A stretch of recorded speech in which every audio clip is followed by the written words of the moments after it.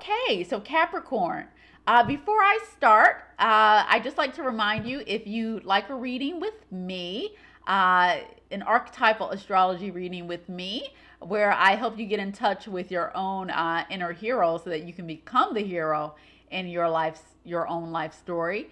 You can check out my website, www.thetruestnorth.com, where you can see my services and schedule a reading with me. You can also reach me via email.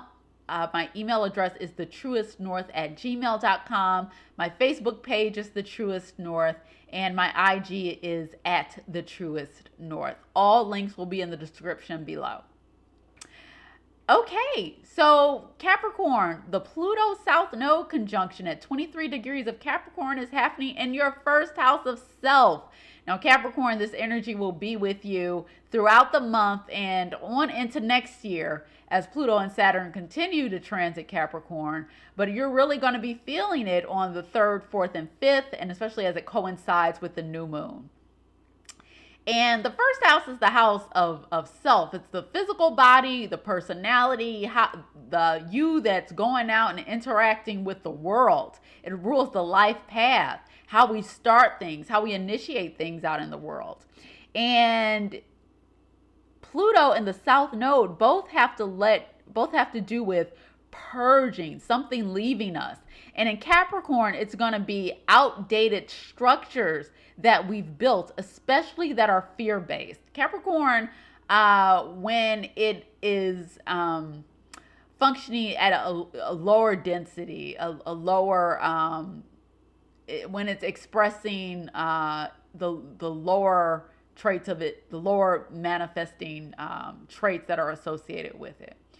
Or I guess you could say like the lower, there's a word I'm looking for. I can't think of it, but you know, the more negative aspects of Capricorn energy, that'll do. Fear and like fear of survival can have a lot to do with that, and you just get stuck with these overworn, hardened ways of being that are no longer serving you, that are preventing you from being in touch with like your soul, like the true desires of your soul, really. And so any ways that you have of being, any part of your personality structure that is outworn, that is fear-based, it's gonna have to be let go of. Any part of your destiny, remember the first house is your destiny, that you have fear related to, and you've been scared to go on follow a certain path due to fear, that is going to have to be, you're going to have to let go of that over the next, throughout April, but certainly on the 3rd, 4th, and 5th. Outdated structures related to your personality, related to the way that you perceive, that you see the world and the way that you interact with the world, those are all anything that is not built on solid ground is going to have to be destroyed and rebuilt. And again, Pluto South Node gives the energy of purging, letting go of waste, and putrid things that are hurting us, instead of, they're no longer healthy for us. So we have to let those things go. And with Saturn here, it's not always easy. Capricorn is ruled by Saturn, and Saturn like structures and safety and order. And that's a way of being that Capricorns are comfortable with, that Capricorns are safe with. But I think one of the messages of the Pluto South Node conjunction is learning to, for Capricorn, is learning to be certain in uncertainty. And, let go of that fear, and it will lead you on the path to achievement, because beyond your wildest dreams, to a mastery of the material world, which is the aim of Capricorn, beyond anything that you could have imagined. So I want to say to my Capricorn friends, Capricorn risings especially, and Capricorn suns and Capricorn moons, especially with planets or points around 23 degrees of Capricorn, don't be afraid to let go of that fear. And on the 29th, on the 24th, Pluto will station retrograde, and on the 29th, Saturn will station retrograde. And Capricorn, that's important for you because Saturn rules your chart. It rules your chart. It's what guides you through life. It leads you through life. And when Saturn turns retrograde, you turn inward. Retrograde planets they appear to be closer to us, and so they require more conscious effort on our parts to get in touch with what the archetypal meaning of that planet represents. And so Saturn and Pluto are going to be retrograde from the 24th and the 29th through September, Saturn, and October, Pluto. And you're going to have to reevaluate, reassess, restructure what those things mean in your lives. Saturn, what structures do I really need here? What is my life path? Because this is happening in your first house. What is my life path? What is my true personality? Who am I really? The first house is the house of self. Who am I really? What is my destiny? How am I going to lead my life? How am I going to lead other people? That's all first house things. You have to reevaluate the structures that you put in place, like to lead your life, to walk your destined path, and you have to determine whether this is the right path for you. Whether this personality structure that you have in place represents the real you or not. And anything that is not real, I recommend that and that is fear-based, I recommend that you surrender that. Or Pluto in January 2020, when we have that Saturn-Pluto conjunction at 22, 23 degrees of Capricorn, Pluto will need to demolish. And it's always easier with Pluto when we willingly let go of what is no longer serving us. Okay, so the new moon at 15 degrees of Aries, Capricorn, is happening in your fourth house on April 5th at 4:50 a.m. Eastern. This new moon is all about new beginnings, planting new seeds, and in the sign of Aries, it's about taking courageous action to start some pioneering new venture, to start something new. And for you, Capricorn, that's happening in your fourth house of family, heritage, ancestral heritage, karma, the past, land, real estate, and also your emotional well-being is the fourth house. And so you are being supported in taking action related to these things. Some brave action. Maybe you want to put a down payment on some land or on a home, or maybe you need to take a courageous action related to your family. So you are being supported in doing that with this new moon. And Mars, the ruler of the new moon, is going to be in Gemini in your sixth house of work, service, routine. So the new moon and the fourth house issues are going to be tied into the Mars in Gemini in the sixth house. So Mars is again an action planet, taking action. Gemini has to do with learning, thinking, communicating, the exchanging of ideas.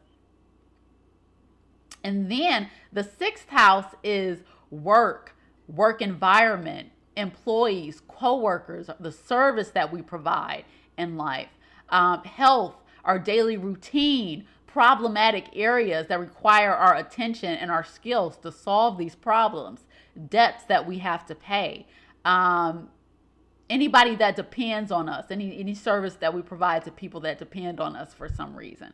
So those, I could see maybe, how could this play out? Like, you may take action on by putting down by purchasing some land to be closer to your job. See, that would be like bringing the sixth house into it. Or it could be that you take action, something related to family. You take action, some leadership action at work that like benefits your family. You have to play with those two areas of your life, but it could be related to your health and your emotional well-being. Health, sixth house, emotional well-being, fourth house, taking action there. Being brave emotionally, having to be brave emotionally for your family, something like that. It could also have to do with one of your parents as well, because the fourth house is part of the parental axis. Okay, the fire grand trine at 24 degrees of the fire signs is on April 14th. It's happening in your 4th, 8th, and 12th house. Those are the water houses. And so they have to do with our emotions and our sense of emotional well-being and peace. And so a grand trine just shows that everything there is emotionally, everything is flowing is flowing as smoothly as water, I guess is what I'm trying to see for you that day. You're emotionally at peace, and more than usual, emotionally at peace, emotionally in tune with yourself and in tune with the needs and wants of other people. A grand trine in water houses gives you great empathy, an ability to connect to other people, to bond with other people, to bond with the divine. In fact, 12th house. It can make you incredibly intuitive, psychic even. So this is a day that can be incredibly peaceful for you, where you can make advances like in bonding with other people and developing close loving relationships with other people. And again, you maybe find that you're particularly psychic that day. The full moon is happening at 29 degrees of Libra in your 10th house of career on April 19th. This is the second full moon in Libra. And again, it's giving you the chance for completion related to Libra things of partnership, balance, equality, and relationships in the area of your career, status, reputation, and related to authority figures, or your idea of authority, your inner authority, or somebody that acts as an authority in your life. This could be one of your parents as well. Usually the dominant parent is signified by the 10th house. And the full moon, which rules this, Venus, which rules this full moon, is going to be in Pisces in your 3rd house of thinking, speaking, communicating, exchanging information and ideas with others. And it's going to be in conjunct that full moon in the 10th house that I just talked about. Now, an in conjunction always signifies some need for adjustment between those two areas of your life. And so whatever's happening for you in the 10th house with the revelations of the full moon, revelations regarding your career, your status, your reputation, perhaps some issues with authority, that will need to be worked out with any 3rd house issues that you're having of related to your thinking, how you perceive a situation, how you think, and how you communicate. Venus and Pisces in the 3rd house. Pisces is a sign that often has to do with the need to sacrifice or surrender or let go of something. And in the 3rd house, it may be, in order to get the most out of this 10th house revelation, or these fruits that you bear in the 10th house, in order to get the most of that, you may have to sacrifice, surrender, or let go of some part of your thinking, perception, how you speak and how you communicate. Something there may need to be sacrificed or let go of. Okay, and so then we have, lastly, the Sun conjunct Uranus at 2 degrees of Taurus. That's happening in your fifth house on April 22nd. Now, the Sun conjunct Uranus is always about stimulation, excitement, wanting to break free of restriction and break free of routine. And that's happening for you in your fifth house of creativity, children, love, romance, joy, authentic self-expression. And so, this could manifest as for you as in any number of ways. You could get a new creative idea, a stroke of creative brilliance, and act on that that day. Just follow that idea and where it goes. Uranus is like the higher mind, and the ideas we get when there's prominent Uranus in the sky, they could seem kind of far out, but see where it takes you.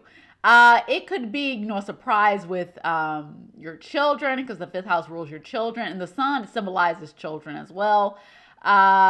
You could have like sudden fame or infamy, and it's a 1 day aspect, so it wouldn't be like fame unless something else is happening in your chart. Fame, like permanent fame, but you could get recognized suddenly for your creativity, or like somebody asks you out on a date unexpectedly, because the fifth house is love affairs, and romance. So, but that's a cool place to have a Sun conjunct Uranus transit and a Sun conjunct Uranus aspect happen, and enjoy it. So Capricorn, a lot of intensity going on in your life, but this with the purging, but this month offers some emotional peace that you may have been missing with all the heavy Saturn, Pluto, South Node stuff that's been going on. And then on the 22nd, you get that chance to maybe get in touch with your creativity, or break free from the known. So this month offers a lot of opportunities for you. A lot of opportunities for emotional healing, I think. So go ahead, take that and just do it. Enjoy the month.